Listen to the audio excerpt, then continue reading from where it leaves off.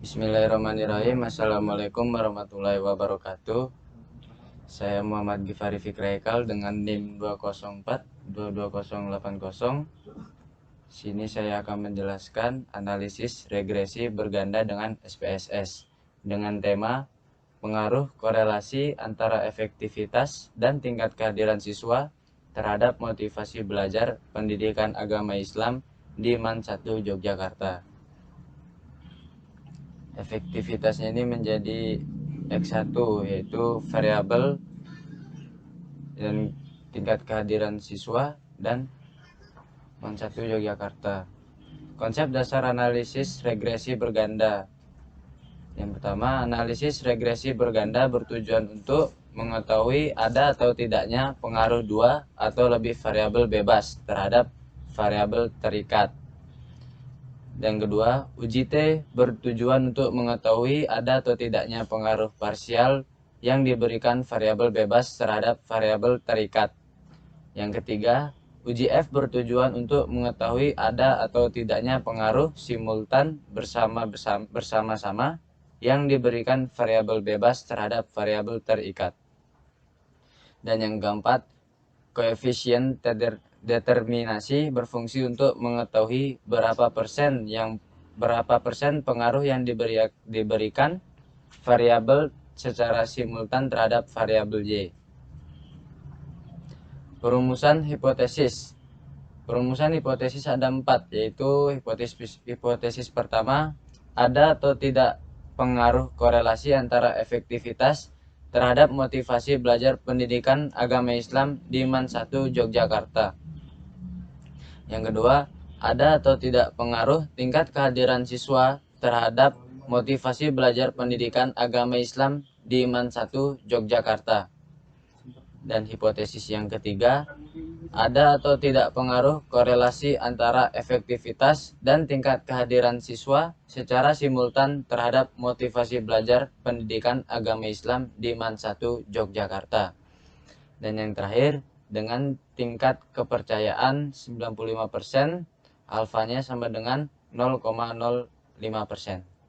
0,05. Dasar pengambilan keputusan. Yang A, uji T, yang pertama, jika nilai signifikan lebih kecil 0,05 atau T hitung lebih besar T tabel, maka terdapat pengaruh variabel X terhadap variabel Y. Yang kedua, jika nilai signifikan 0,05 atau T hitung T tabel, maka tidak terdapat pengaruh variabel X terhadap variabel Y. Seperti contohnya sebagai berikut. Dan ini termasuk uji tabel uji T. Dan yang kedua yaitu uji F. Yang pertama, jika nilai signifikan lebih kecil 0,05 atau F hitung F tabel, maka terdapat pengaruh variabel X secara simultan bersama-sama terhadap variabel Y. Yang kedua, jika nilai signifikan lebih besar 0,05 atau F hitung tabel, maka terdapat pengaruh variabel X secara simultan bersama-sama terhadap variabel Y. Dan contohnya sebagai berikut, seperti yang di samping. Kesimpulan atau interpretasi hasil SPSS. Yang pertama, kita ingin menguji ada atau tidaknya pengaruh korelasi antara efektivitas secara parsial terhadap motivasi belajar pendidikan agama Islam di MAN 1 Yogyakarta. Nilai signifikan 0,840 lebih besar 0,05 atau T hitung 1,202 lebih kecil T tabel 2,012, maka tidak terdapat pengaruh korelasi antara efektivitas terhadap tingkat motivasi belajar pendidikan agama Islam di MAN 1 Yogyakarta.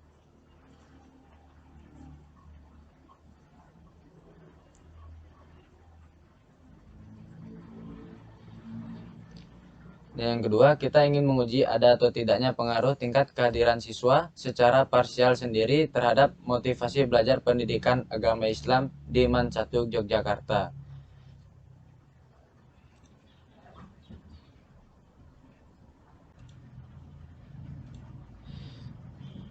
Yang pertama kita buka SPSS, lalu kita lanjut ke variable view.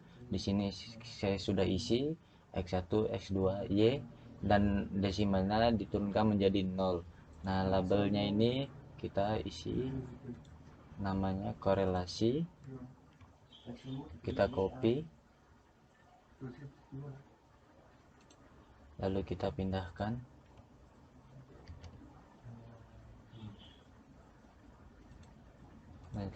Lalu kita tulis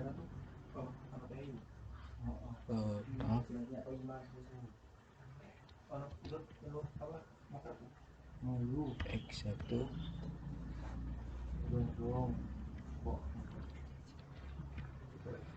dan yang kedua kehadiran, kita copy, lalu kita paste lagi, kita kasih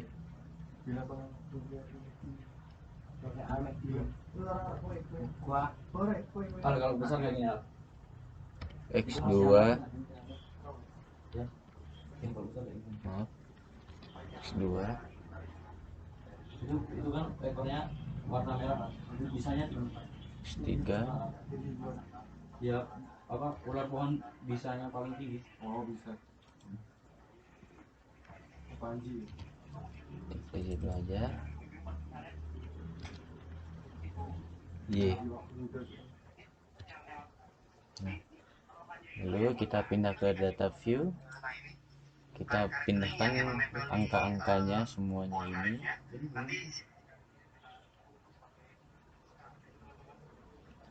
Pindahkan, kita copy, lalu kita pindahkan ke sini. Lalu kita kan sudah masuk di data view, lalu kita analyze, terus kemudian regression, linear, yang variabel terikat kita pindahkan ke independen, korelasi X1 sama X2 nya kita pindahkan ke independen yang di bawah. Lalu kita pindah ke statistik tentang mode yang R square change, continue, dan plotnya di sini spreadsheetnya yang di Y dan spreadnya yang di X. Hasilnya yang kemarin sudah saya analisis seperti berikut, seperti contoh ini. Nah,